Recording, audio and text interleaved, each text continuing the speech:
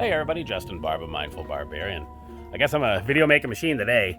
This morning I put out my video on passive aggression, and I've gotten a good bunch of responses to that so far. And I wanted to address a couple of them because it got me thinking about some stuff that I think would be helpful. It got me thinking about privilege. I had a couple of friends of mine, one messaged me and another, commenting on that video and talking about how I'm in a position to be able to act like a tiger or act like a dragon and say what I want and do what I want, and that not everybody is in that position. And I totally agree with that. I thought I should go on the record partially for just saying, hey, I'm a cisgender white guy who has been brought up to think he could do whatever he wants. And I'm well aware that in society, I pretty much can. And if I say I throw my opinions out there, I can critique evidence. I can say in my evidence video for the 2020 election saying, hey, give me evidence, show me evidence. And, I attack a certain type of Trump supporter, Trump cultists, not every Trump supporter whatsoever, but just the Trump cultists who refuse to look at evidence. I attack them pretty harshly. I tell them to go fuck themselves. I think they can go fuck themselves. So for the record, you can still go fuck yourselves.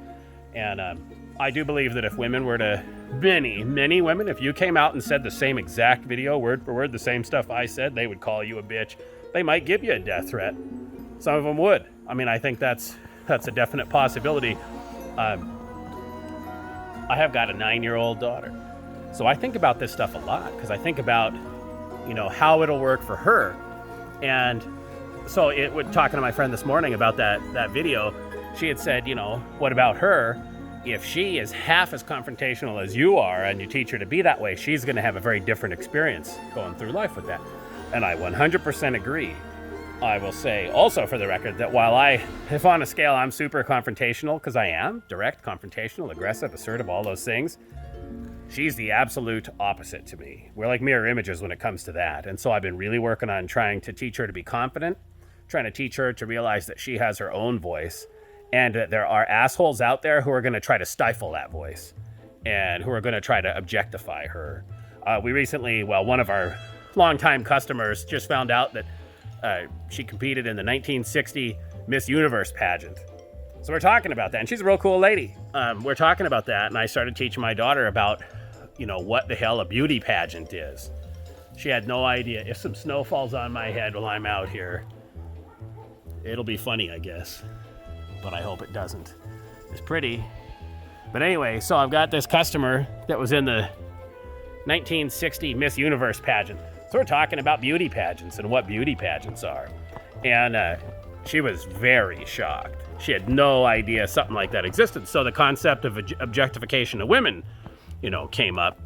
And I started teaching her what you would teach a 9-year-old girl about that when you wanted to understand, look, this is how the world is. Like, I always think there's a balance between shattering her childhood and preparing her to be a young woman. She's 9. Pretty quick, she'd be 12.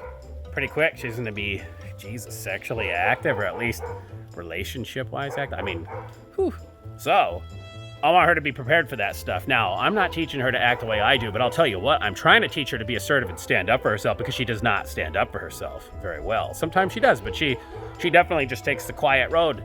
She won't say anything. She'll let someone take advantage of her, and then after the fact, she'll try to rectify it, or she'll move on doing her own thing. That's certainly one way to handle things, and that's great. But I think the lesson here is pick your battles, and you got to know not everybody has the same advantages that I do. Not everybody is confrontational. If you come into something with a confrontational attitude as a cisgender, hetero, white guy like me, and I walk in and I'm like, what the fuck are you talking about? I can walk up to some Trump supporter and start talking shit to him if I want to. I can confront people not wearing masks in a store. What are they going to do to me? Are they going to hit me? Are they going to call me names? No, they're not. They're not at all. And I've said some not very nice things to various people here and there. I do it on a regular basis if I think they deserve it. I'm trying to tone that down. But I definitely have privilege to be able to do things that other people don't have. And there are many, many, many of us out here who do. There's a hell of a lot of white guys. And it's not just white guys either. We can start going down all the gradations of, gender disparities and privileges based on different things. But I am at the top of the pyramid as far as this stuff goes. And I recognize that.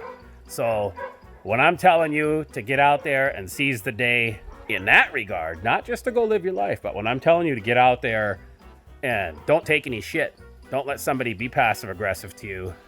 I'm saying pick your battles when you do that. When I tell you to analyze your own passive aggressive behavior, I'm not talking about behavior like, say, snarkiness or, you know, like being witty. I don't mean that. I think we're talking about if you have a problem with somebody, and instead of dealing with them in a more direct way or avoiding it if it's not enough of a problem to actually deal with, I'm talking about being direct and trying to deal with the problem. Maybe the solution there is to inform them. If someone informs me, if I'm riding roughshod over you, with MISCON, the science fiction convention I've ridden roughshod over lots of people. And when I do that, if someone's passive aggressive to me, all it does is makes me want to kind of be more nasty. And, you know, like, I don't deal with it well, as I said in this other video. If somebody is direct and they identify what their needs are, what their concerns are, what their problems are, I'll deal with it. And I'm going to listen to you. Now, not everybody is like that, and I'm not always perfect about it, certainly, but that's my goal. And, you know, that's how you should be. I think you should not plan to fail. I think you should come into it thinking, okay, instead of me being passive aggressive when I've got a problem, I'll be direct and see if that solves my problem. Try it. Try it on something that isn't a super serious problem. See how that goes.